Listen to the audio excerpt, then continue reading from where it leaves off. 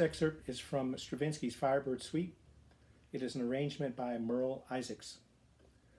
Anytime you play excerpts, I believe it's very important that you hear the entire piece of music in your mind as you're playing the excerpt. It gives you a chance to make the right type of articulations and get the right type of flavor for the piece of music.